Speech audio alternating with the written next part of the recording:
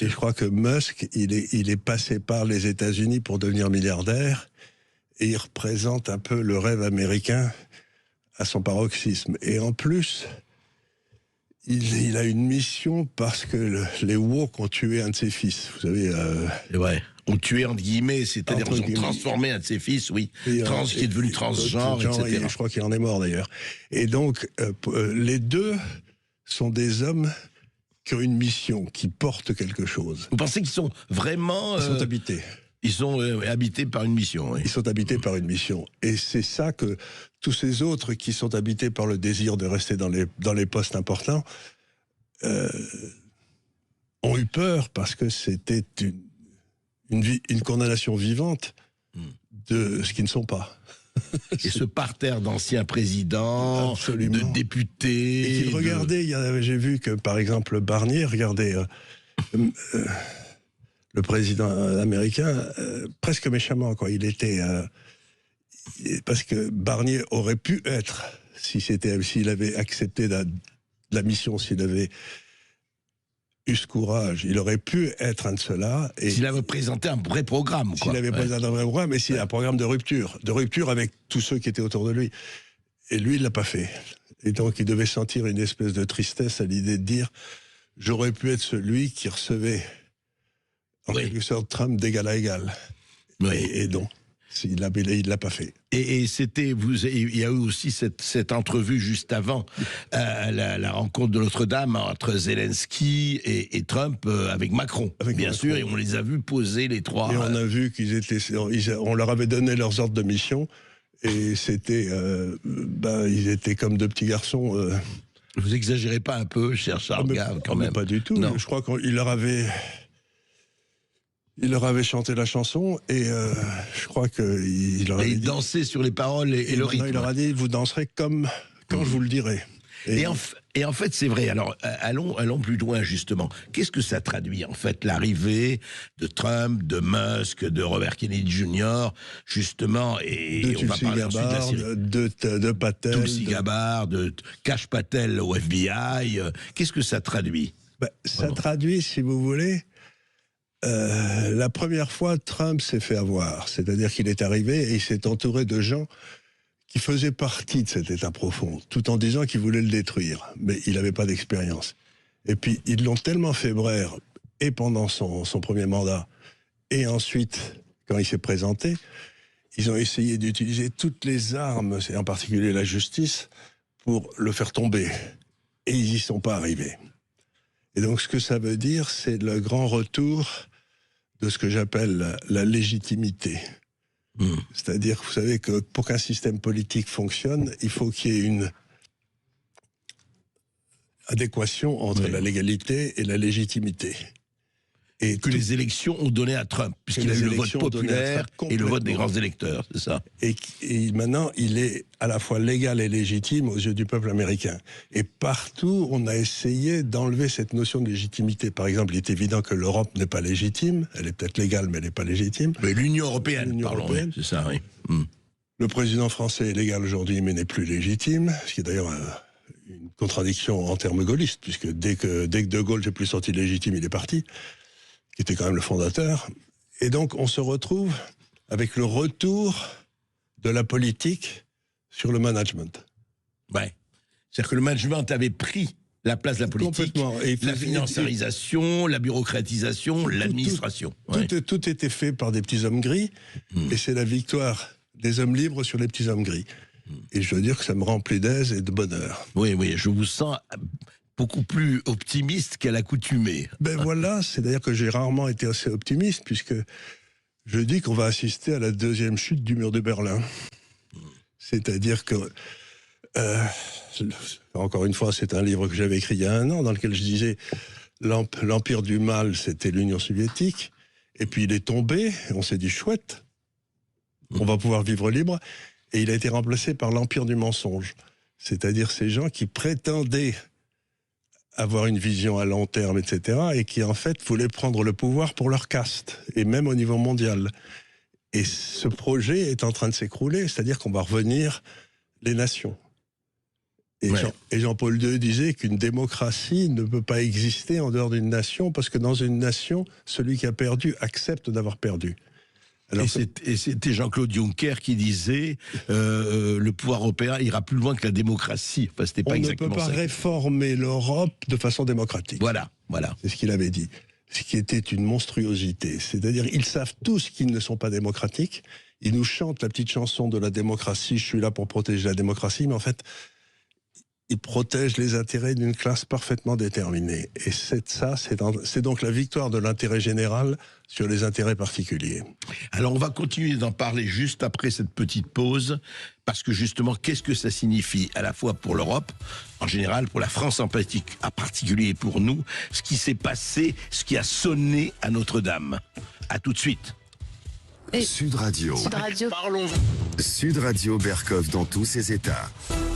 Et nous sommes toujours avec le président de l'Institut des Libertés, Charles Gave, qui vient d'écrire un bouquin sur l'épargne. Oui. Mais là, on va pas s'épargner notre effort, on l'avait reçu d'ailleurs pour ça, pour dire au fond quel serait et quel sera l'impact de cette nouvelle équipe qui s'installe, je le rappelle, le 20 janvier prochain à Washington et ailleurs. Donc l'impact de... Alors on a parlé un peu de qui ils sont, mais au niveau de l'Europe en général et de la France en particulier, Charles Gave. Eh bien, écoutez, c'est intéressant. Je crois que le programme, on le connaît tous, c'est America First. Claire. Ça, c'est net et c'est précis. On va s'occuper d'abord de notre pays, de notre peuple, quoi. On va s'occuper d'abord des intérêts du pays. Ce que devrait faire tout gouvernement, d'ailleurs. Mais c'est ce qu'on a cessé de faire en Europe il y a déjà un petit moment. Donc, et dès le départ, Trump a annoncé la couleur. Il va s'intéresser à la défense de l'Europe, et qui est assurée par les États-Unis depuis 1945, mettons. Et là, ça devient intéressant parce que les Finlandais, qui savent de quoi ils parlent, ont un proverbe que j'aime beaucoup qui dit dans un pays, il y a toujours une armée. Si c'est pas l'armée du pays, c'est l'armée du pays d'à côté. Vous savez, ils avaient d'un côté la Suède, qui était une grande puissance, de l'autre côté de la Russie, donc ils savaient de quoi ils parlaient. Hein. Et en Europe, on a décidé d'avoir l'armée du pays d'à côté, que ce serait les États-Unis, il y a longtemps. Donc on n'a plus d'armée. On n'a plus de On avait le parapluie américain, on avait le parapluie américain, et donc on pouvait se permettre de tailler des croupières économiquement aux États-Unis parce qu'on n'avait pas à supporter 3 ou 4% de budget de défense nationale. Donc c'était. Et maintenant, ce que dit Trump, c'est si vous voulez que l'armée des États-Unis reste, ça va vous coûter tant. Bon. Imaginons qu'on dise non, on n'a pas les moyens, on peut pas, etc. Parce qu'on peut pas. On peut pas débourser 4 ou 600 milliards d'euros comme ça, boum, pour d'un seul coup. Vu la dette, on la connaît. Vu la dette, vu notre situation de nos budgets, aussi bien en Allemagne qu'en France, que partout, on peut pas. Donc ça veut dire qu'il n'est pas impossible que l'armée américaine s'en aille. Ah, vous pensez qu'il irait jusque-là ? Enlever les centaines de bases de l'OTAN Oui, mais en même temps, pourquoi resterait-il hein, l'Europe, il n'y a plus grand-chose d'économique qui se passe en Europe. Hein, s'il doit mettre des armées, c'est plutôt sur l'autre océan, sur le Pacifique. C'est plus.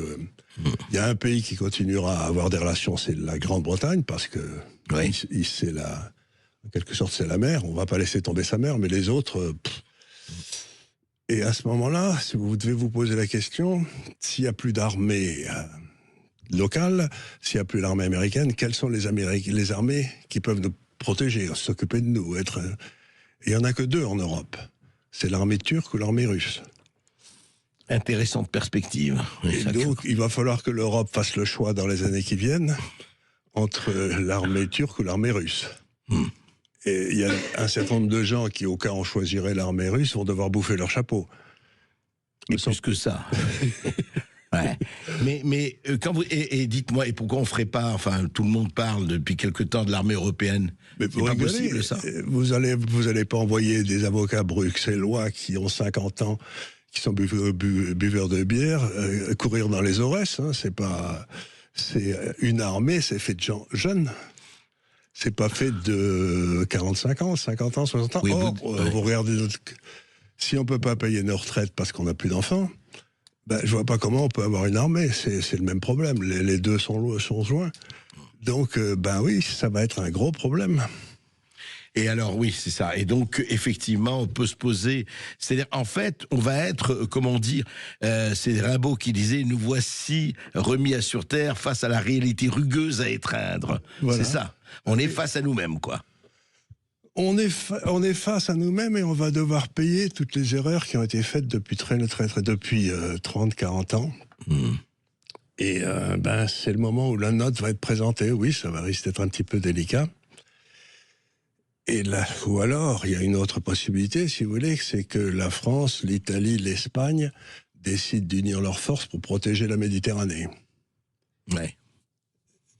Mais à ce moment-là, ça implique qu'on le fasse en dehors de l'OTAN. Puisque pour l'instant, l'OTAN et les bases de l'OTAN qui protègent la Méditerranée sont en Italie. Et donc, il va falloir revoir complètement notre doctrine militaire. Oui, vaste programme, comme on dit. Surtout que les généraux sont toujours excellents pour se battre en fonction de la guerre précédente. Mais la guerre suivante, en général, ils ne sont pas très préparés. Alors, on va parler de tout cela avec quelqu'un qui... Depuis plusieurs décennies, l'équilibre géopolitique mondial s'est construit autour de deux pôles principaux. Les États-Unis et leur influence globale, souvent vus comme le pilier de l'ordre occidental, et une Europe dépendante économiquement et militairement. La récente réémergence de figures politiques comme Donald Trump, Elon Musk ou encore Robert Kennedy Jr. semble marquer un tournant significatif. Ce renouveau politique et idéologique pourrait bouleverser les équilibres actuels, en particulier en Europe, où la question de la souveraineté militaire, économique et politique devient plus pressante. Les États-Unis, historiquement perçus comme le garant de la stabilité européenne, se tournent de plus en plus vers une posture isolationniste sous des dirigeants prônant un nationalisme affirmé. Le programme America First, mis en avant par Trump, souligne cette volonté de prioriser les intérêts américains au détriment des alliances traditionnelles, notamment avec l'Europe. Ce basculement impose une réflexion en profondeur pour les nations européennes, longtemps habituées à se reposer sur le parapluie militaire américain. Trump, lors de son premier mandat, avait déjà mis en lumière le déséquilibre dans le financement de l'OTAN, dénonçant le fait que les pays européens ne contribuaient pas suffisamment à leur propre défense. Cette critique trouve écho aujourd'hui dans une Europe affaiblie économiquement, confrontée à des choix de plus en plus complexes en matière de politique de défense. La question de la légitimité politique revient également au centre des débats. Les dirigeants actuels, qu'il s'agisse de l'Union européenne ou de certains chefs d'État nationaux, sont souvent accusés d'avoir perdu leur légitimité aux yeux des citoyens, bien qu'ils soient légalement élus. Cette fracture entre légitimité et légalité est mise en avant par des figures comme Charles Gave, qui dénonce une élite technocratique ayant remplacé la politique par la gestion et le management. Selon lui, cette classe dirigeante a délaissé l'intérêt général pour privilégier ses propres intérêts, provoquant une montée du ressentiment populaire. Ce rejet de la classe politique traditionnelle explique en partie le retour en force de leaders perçus comme des outsiders, à l'image de Trump et Musk, qui se présentent comme des symboles de liberté et d'opposition à un empire du mensonge global. L'image d'Elon Musk traversant la nef de Notre-Dame sous le regard des chefs d'État européens résume bien cette symbolique. Musk, milliardaire visionnaire et provocateur, incarne un contre-pouvoir face aux élites traditionnelles. Associé à Trump, il est perçu comme un acteur clé dans ce mouvement de reconquête de la légitimité populaire. Cette alliance entre l'homme d'affaires et l'ancien président américain pourrait marquer une nouvelle ère, où les notions de mission et de responsabilité collective prennent le dessus sur les simples calculs économiques ou bureaucratiques. Cependant, ce retour à une politique plus idéologique pose des défis colossaux, notamment pour l'Europe. En cas de désengagement américain, que ce soit sur le plan militaire ou économique, les pays européens se retrouveraient face à des choix stratégiques difficiles. Deux options principales semblent se dessiner. Soit se tourner vers des puissances militaires voisines, comme la Turquie ou la Russie, pour garantir leur sécurité, soit entreprendre une intégration militaire européenne ambitieuse. Cette dernière option paraît toutefois peu réaliste à court terme, étant donné les divergences politiques et économiques entre les nations européennes, ainsi que leur incapacité à investir massivement dans une défense commune. Un autre aspect crucial réside dans la démographie européenne. Avec une population vieillissante et un faible taux de natalité, les capacités militaires européennes sont compromises. Une armée nécessite des jeunes hommes et femmes en nombre suffisant, ainsi qu'un effort financier conséquent, deux éléments qui manquent cruellement aujourd'hui. Ces